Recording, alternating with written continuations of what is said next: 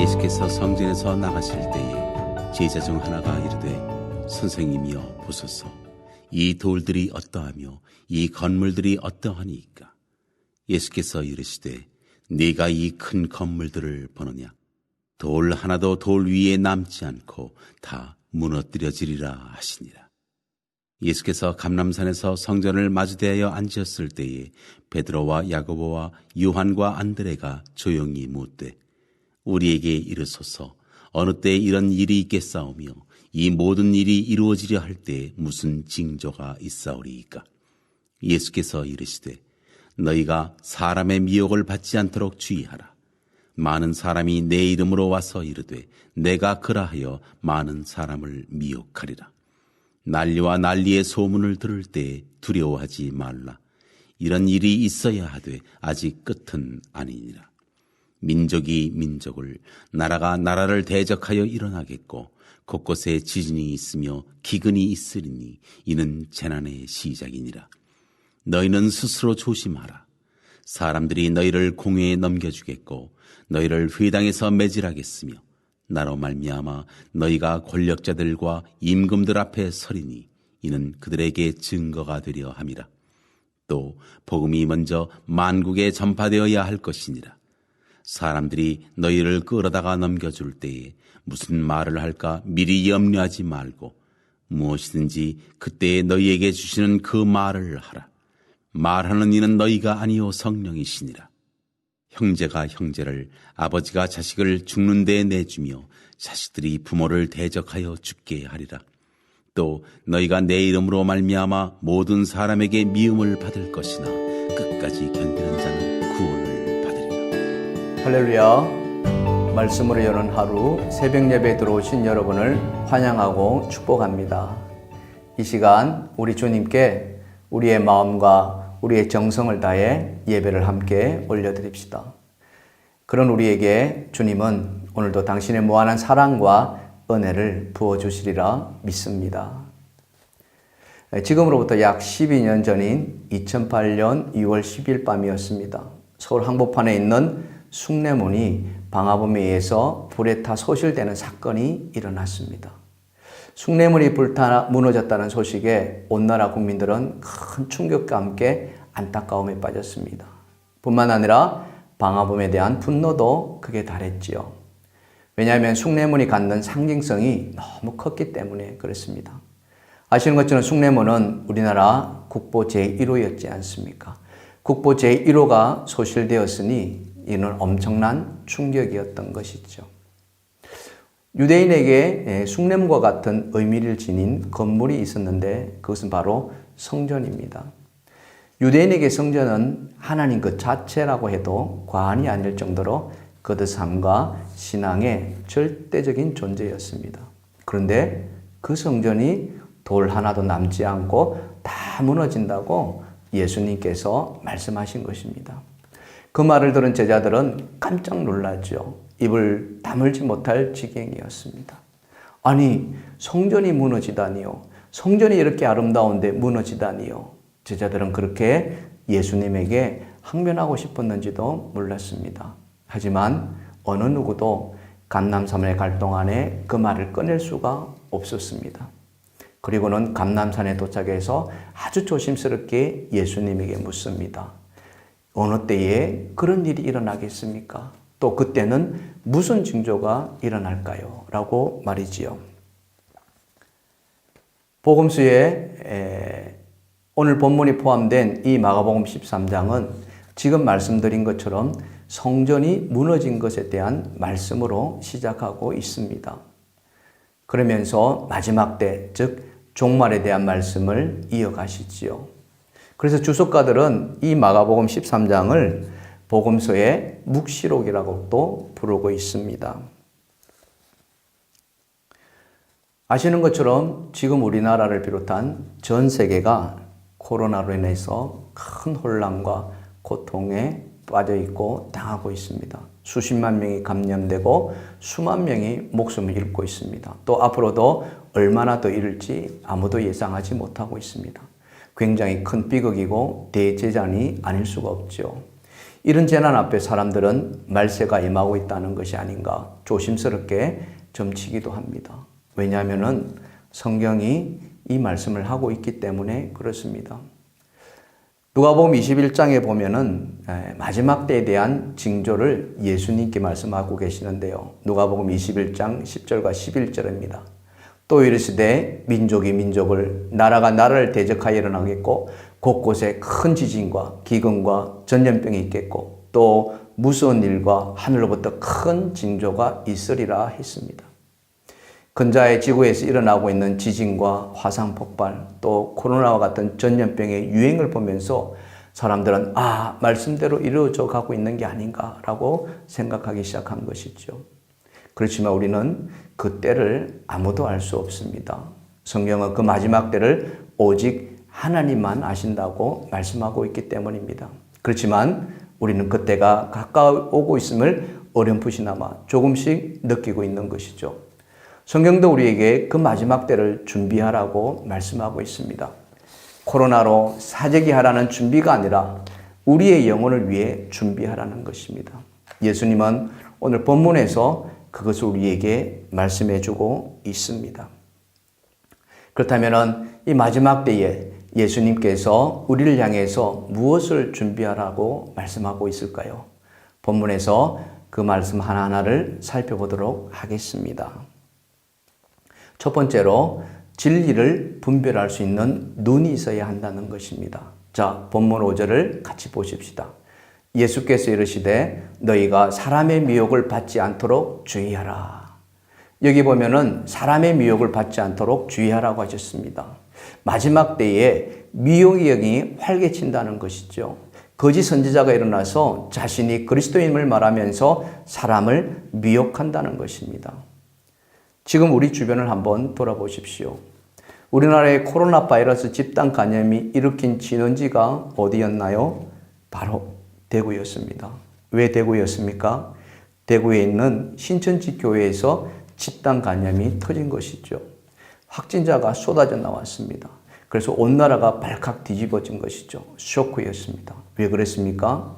먼저는 코로나 확진자 수가 그렇게 늘어났다는 것에 놀랬고 또 하나는 신천지 교회 교인들이 수에 놀랬던 것입니다.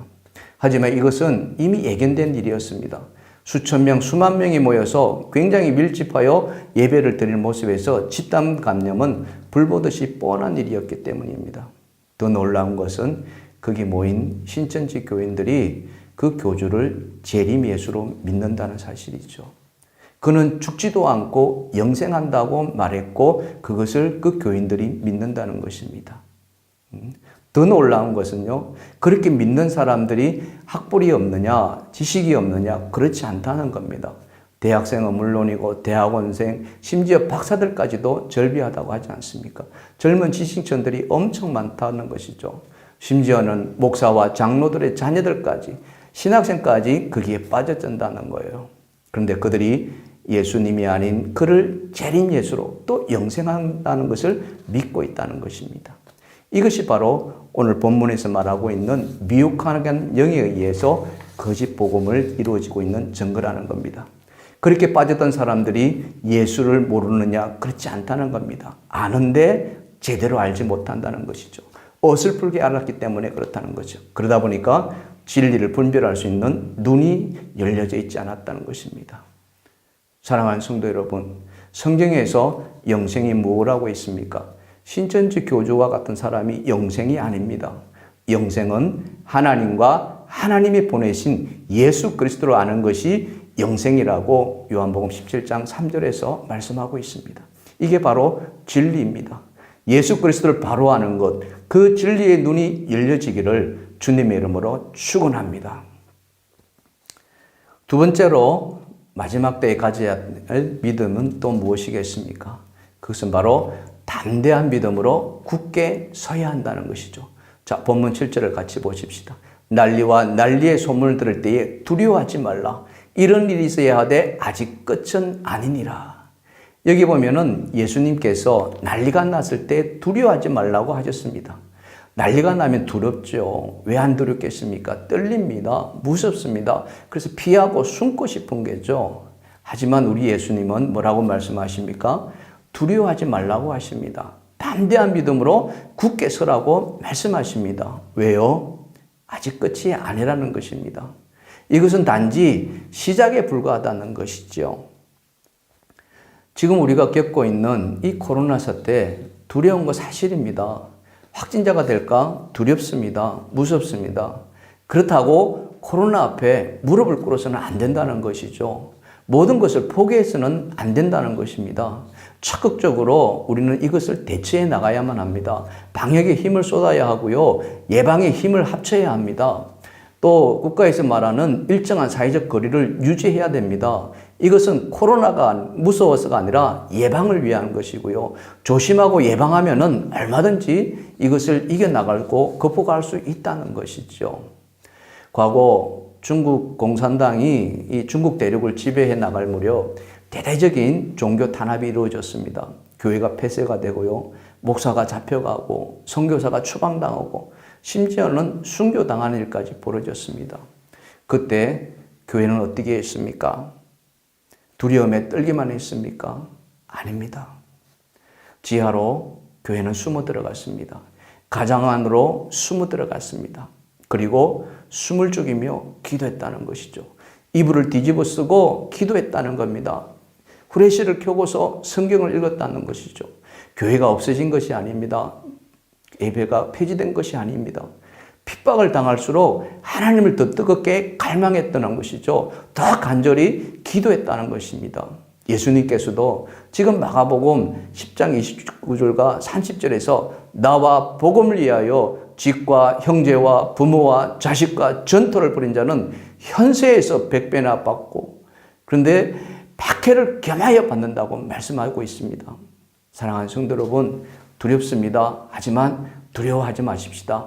담대하십시다. 더 굳센 믿음을 달라고 기도하십시다. 그래서 이 고통에서 헤쳐나가시는 저와 여러분 되시기를 주님의 이름으로 축원드립니다.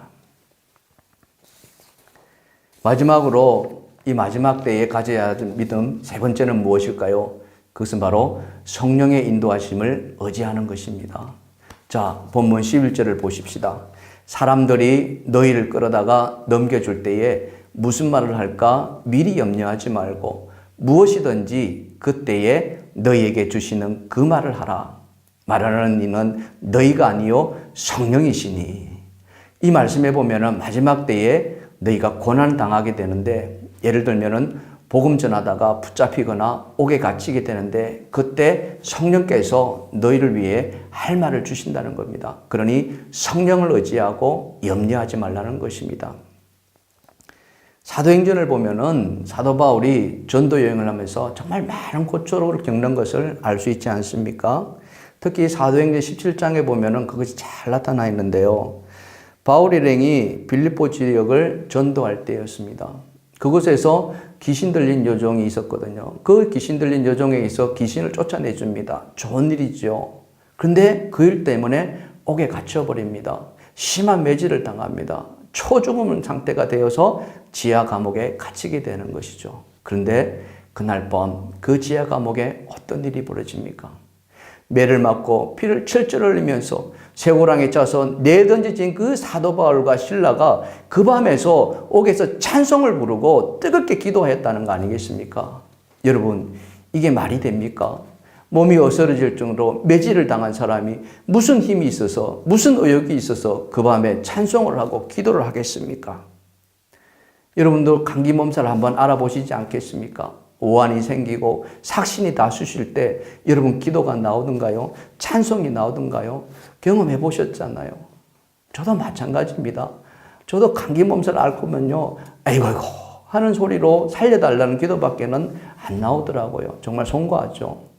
그런데 바울과 실라가 하나님을 찬양하고 기도했다는 거 아닙니까? 이게 사람의 힘으로 그것이 가능했겠습니까? 아닙니다. 성령의 힘으로 한 것입니다. 성령의 도움이 없이는 불가능한 일이에요. 에베소서 6장 18절에 뭐라고 말씀합니까? 모든 기도와 간구를 하되 항상 성령 안에서 기도하고 이를 위하여 깨어 구하기를 항상 힘쓰며 여러 성도를 위하여 구하라. 그렇습니다. 예수를 지로 시인하는 우리에게 성령이 임하신 줄 믿습니다. 저희와 여러분 안에도 성령이 임하여 계신 줄 믿습니다. 그렇기에 우리는 그 성령을 의지해야만 합니다. 성령의 인도하심을 받아야 하는 것이지요.